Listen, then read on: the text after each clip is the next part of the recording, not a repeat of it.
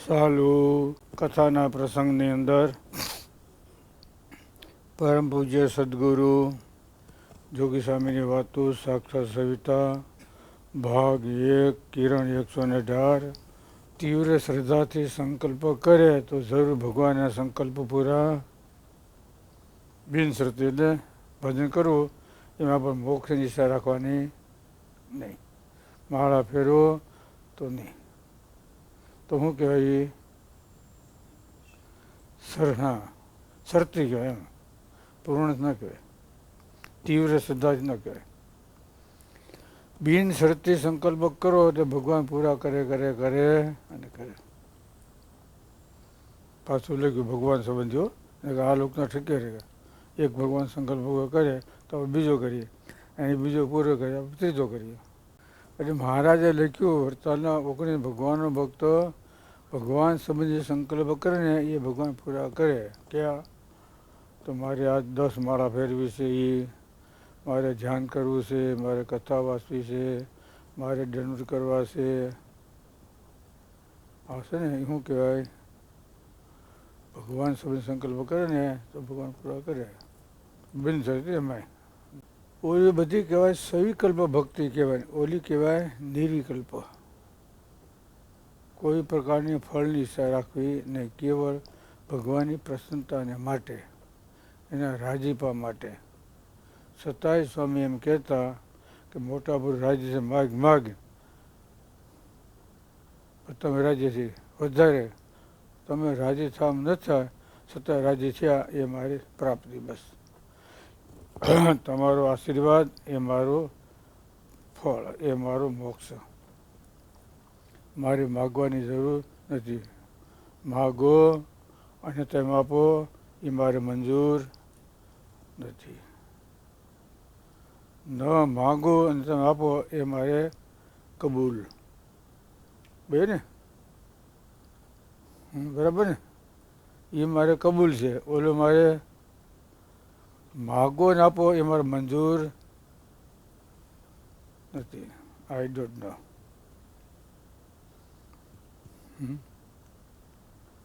નથી મંજૂર. માગીને આપો એ ભગવાન કહેવાય. પ્રેમથી આપે આશીર્વાદ એ ભગવાન કહેવાય, એ મોટા પુરુષ કહેવાય. એ અન્યથા કરો શક્તિ કરતો, મ કરતો અન્યથા કરતો શક્તિ કહેવાય. લીટામાં આવે ને કલ્યાણ કરે, પણ લીટા બાણે આવે ને કલ્યાણ કરે ને એ આશો કહેવાય. માને વસન અને કલ્યાણ કરવું બરાબર છે, ન માને સત્તા કરવાની. એમ મારી કુટી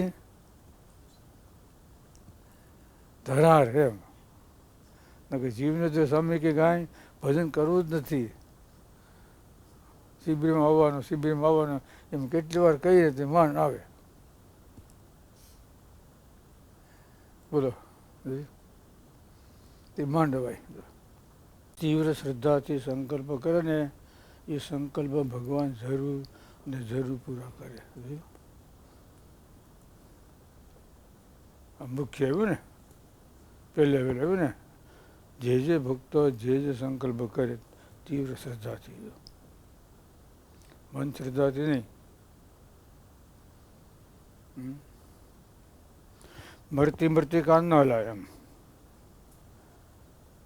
મણિધર હોય ને, મણિધર આમ સૂતો હોય અને કાંકરી મારો ને આમ આમ ફૂફાડો મારે. અને ડેંડા હોય એ આંધળી સાકર હોય ને, મુંબઈ નહીં હોય, બોમ્બઈ એવું જાનવર આવે. ત્યારે બે કોઈ મોઢા આમ જાય બે બાજુ.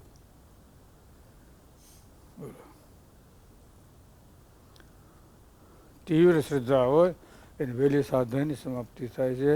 મન શ્રદ્ધાવાળાની ઘણેક જન્મગ્ન થાય છે. મહારાજે મધ્યના 16માં લખ્યું, કોઈ પુરુષ કાશી જતો હોય, દિવસમાં 2 ડગલા હાલે બહુ વાર લાગે, અને એક દિવસમાં 20 ગાવ મળે ચાલવા મળતી જાય. એમ હમણાં સત્સંગી થયો હોય, તીવ્ર શ્રદ્ધા હોય તો વહેલી સાધન સમાપ્તિ થાય. ઘણા કાળથી સત્સંગી થયો હોય, શ્રદ્ધામંદ હોય તો અનેક જન્મ સંસિદ્ધિથી પરમ ગતિ. અનેક જણ સંચિત યોગી પરમ પદને પામે. અને ઓલી તીવ્ર શ્રદ્ધા ફળ મળે પણ વાર લાગે. હવે ફળ છે ને એનું ધર્મ અર્થ અને કામ હશે હશે. મોક્ષ માટે તો કોઈક કરે એમ ગુણાત્મક વાતોમાં લખ્યું, બધું લખ્યું. ગુપ્ત દાન મોક્ષ માટે તો કોઈક જ કરે છે. બાકી તો બધા એ જ ચેષ્ટા કરી અહીંયા, પછી સ્વર્ગમાં જઈ ત્યાં સુખ ભોગવીએ, હા બ્રહ્મકુલ કરીએ, પાછા અહીંયા આવી ઓલી હતું એ નહીં, પીપળે પીડા ઠેઠડે છે. હે પીપળેથી ઠેકડો માર્યો તો ક્યાં બધા એ હેઠો પડે. ફળની ઈચ્છા એ સાત્વિક કહેવાય, ફળની ઈચ્છા નહીં એ મોક્ષને માટે કહેવાય. તીવ્ર શ્રદ્ધાથી સંકલ્પ કરે તો ભગવાન પૂરા કરે કરે અને કરે. કેનો તીવ્ર સંકલ્પ હતો? હા બરાબર. બીજો મુક્તાન સ્વામી, ત્રીજા બ્રહ્માંડ સ્વામી, બધા હતા ને, દેવાન સ્વામી. આને આજે ભગવાન મળે તો કલ્યાણ કરવું નકર નહીં. નરસિંહ મહેતા હતા ને,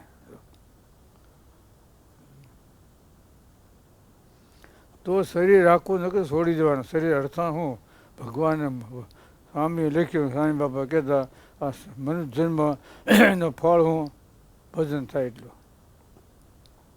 આજ્ઞા પડે એટલું, સેવા થાય એટલું, કે બીજું કંઈ? આ શરીર થાય હું મારું તારું, કે બીજું કંઈ થાય? ભજન થાય એટલું આ શરીર છે એનો ઉપયોગ છે, એટલું કામનું છે. સેવા થાય, માનસી પૂજા થાય, જે થાય.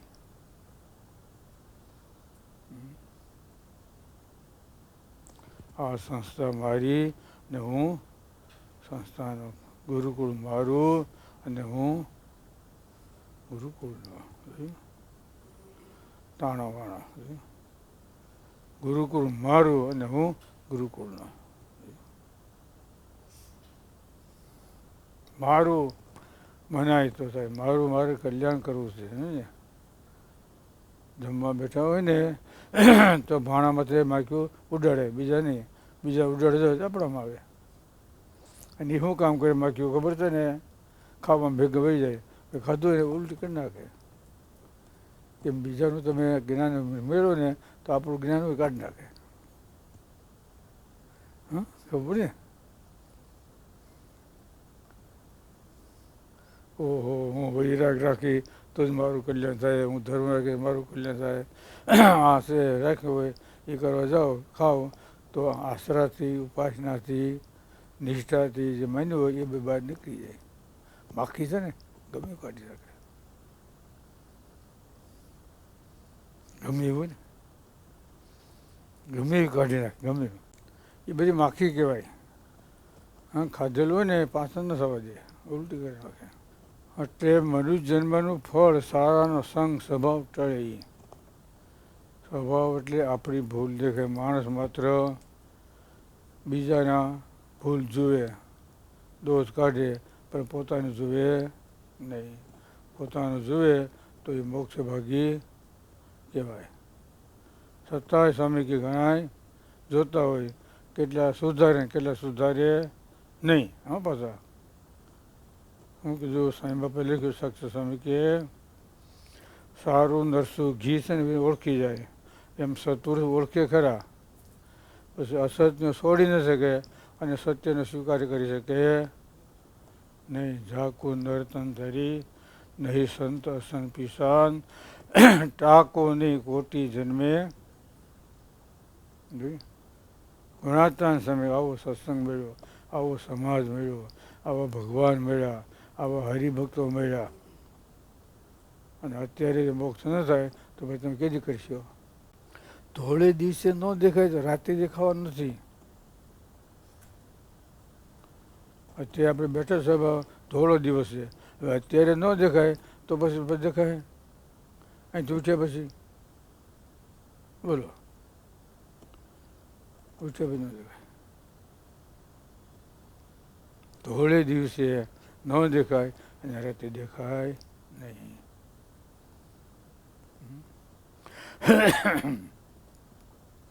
આવા સમાજમાં રહ્યો અને કોરો રહી ગયો એને શું કહેવાનું? કોરડા. શેણા પલાળે ને એમાં અમુક છે ને એ પાણી અડ્ડી જ નહીં મારા બેટાને. કાં કડક રહી જાય, અમુક મગ હોય આ બીજું હોય પલાળો તો અડે જ નહીં પાણી. એટલે આજની આપણે શું લેવાનું ખબર ને? તીવ્ર શ્રદ્ધાથી સંકલ્પ કરવાનો, ભગવાન કરે મારું કલ્યાણ થઈ ગયું એટલે હું થઈ ગયો છું. અને હું ભગવાનના ધામમાં જોગી સમય ખોળામાં બેસી ગયો, આમ બેસી ગયો, આમ જડતા થઈ ગઈ એટલે બેસી ગયો અને બેસી ગયો. બોલો સહેજાન.